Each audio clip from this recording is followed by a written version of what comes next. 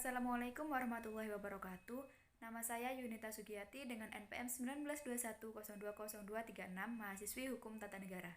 Video ini saya buat untuk melengkapi tugas komprehensif mata kuliah Kesyariahan 1 dengan dosen penguji Bapak Muhammad Zaki.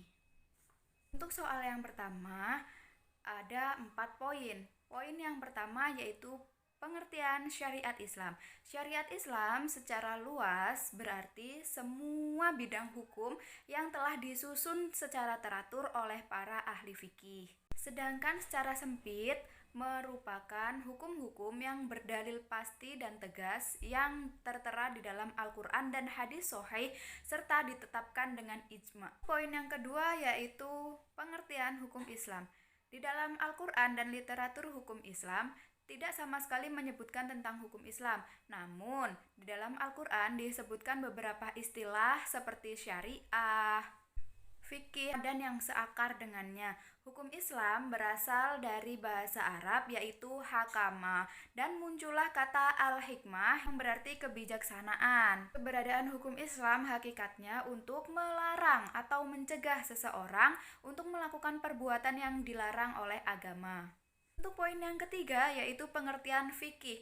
Fikih berasal dari bahasa Arab yaitu faqaha yafqahu fikhan yang artinya pemahaman. Sedangkan menurut istilah fikih artinya adalah ilmu atau pemahaman tentang hukum-hukum syariat yang bersifat amaliyah dan digali dengan hadis-hadis yang rinci atau tafsili. Untuk poin yang keempat yaitu pengertian dari usul fikih. Usul fikih merupakan ilmu yang digunakan untuk mengkaji dalil fikih berupa kaidah untuk mengetahui penggunaannya. Mengetahui keadaan orang yang menggunakannya atau mutahid dengan tujuan mengeluarkan hukum amali atau perbuatan dari dalil-dalil yang terperinci secara jelas. Untuk soal yang kedua yaitu bagaimana pemikiran tentang kepemimpinan dan kenegaraan menurut Imam Al-Mawardi, Imam Ibnu Taimiyah, dan Imam Ghazali. Menurut Al-Mawardi, imamah dilembagakan sebagai pengganti kenabian atau nubuah dalam rangka untuk melindungi agama dan keamanan negara.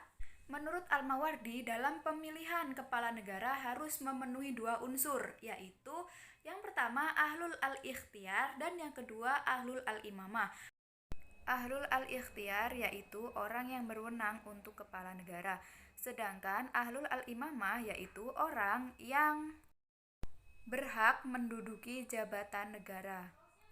Untuk poin yang kedua yaitu menurut Al-Ghazali. Al-Ghazali berpendapat bahwa pembentukan dan pemilihan kepala negara bukanlah berdasarkan rasio, namun berdasarkan dengan agama. Al-Ghazali juga menegaskan bahwa politik atau negara menempati posisi yang sangat strategis karena keberadaannya berada 1 tingkat di bawah kenabian. Untuk poin yang ketiga yaitu menurut Ibnu Taimiyah. Ibnu Taimiyah berpendapat bahwa mengatur umat memang hal yang terpenting di dalam agama. Akan tetapi, bukan karena hal ini, bukan tidak mungkin agama tidak bisa hidup tanpa negara. Oleh karena itu, Ibnu Taimiyah menolak ijma sebagai landasannya tersebut. Ibnu Taimiyah menolak kekuasaan Bani Umayyah dan juga Bani Abbas untuk dasar pemikiran politik Islam. Ia tidak membenarkan bahwa khalifah-khalifah Bani Abbas yang hanya dijadikan boneka oleh sekelompok elit, berbeda dengan Al-Mawardi. Nah, untuk soal yang ketiga ini ada 4 poin juga loh. Yang pertama yaitu pengertian ijma. Menurut istilah usul fikih, ijma adalah kesepakatan para mujtahid muslim dalam memutuskan sesuatu setelah wafatnya Rasulullah SAW terhadap hukum Islam. Untuk poin yang kedua yaitu qiyas. Qiyas menurut istilah usul fikih yaitu menyusul antara yang tidak ada nas hukumnya dan hal-hal yang sudah terdapat nas hukumnya. Poin yang ketiga yaitu istihsan. Istihsan merupakan perbandingan yang dilakukan oleh para mujtahid muslim dari qiyas jali kepada qiyas khofi. Yang keempat yaitu maslahah. Maslahah adalah pertimbangan utama dalam menyelesaikan masalah-masalah hukum Islam. Dan di dalam asasnya yaitu pemeliharaan dalam hukum maqasid syariah, yaitu dari pemeliharaan agama, jiwa, akal, dan juga harta.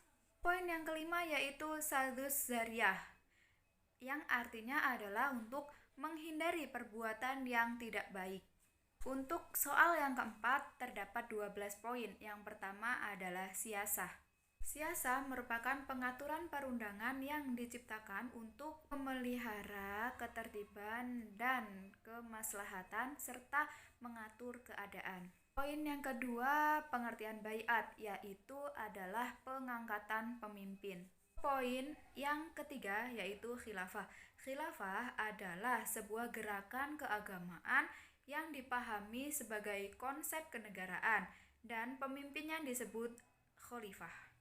Untuk poin yang keempat yaitu ahlul hali wal aqdi, yaitu seseorang yang memiliki kewenangan untuk memutuskan dan menentukan sesuatu atas umatnya. Poin yang kelima yaitu pengertian dari makzul. Makzul adalah penurunan jabatan atau penurunan tahta. Poin yang keenam yaitu konun. Konun merupakan hukum yang dibuat oleh manusia untuk mengatur perjalanan dan hubungan antara manusia satu dengan manusia yang lainnya. Selanjutnya yaitu dustur. Dustur adalah undang-undang dasar bagi suatu pemerintahan yang melahirkan aturan dan dijalankan oleh negara. Untuk poin yang selanjutnya yaitu pengertian dari wazir. Wazir berarti menteri, perdana menteri, kabinet, dan departemen. Poin yang selanjutnya yaitu kodi, yang artinya memutus. Sedangkan menurut bahasa, kodi adalah orang yang bijaksana atau orang yang dapat memutuskan suatu perkara. Pengertian ini juga dapat disebut sebagai hakim. Poin yang selanjutnya yaitu qadha. Qadha merupakan ketentuan yang telah dibuat oleh Allah Subhanahu wa taala dari zaman azali. Yang selanjutnya yaitu tahkim. Tahkim berasal dari bahasa Arab, yaitu menyerahkan putusan kepada seseorang dan menerima putusan tersebut. Untuk poin yang selanjutnya adalah ta'zir. Ta'zir menurut KBBI adalah suatu hukuman bagi seseorang yang melakukan dosa. Mungkin cukup sekian dan terima kasih pengertian dari saya. Saya akhiri billahi taufik wal hidayah. Wassalamualaikum warahmatullahi wabarakatuh.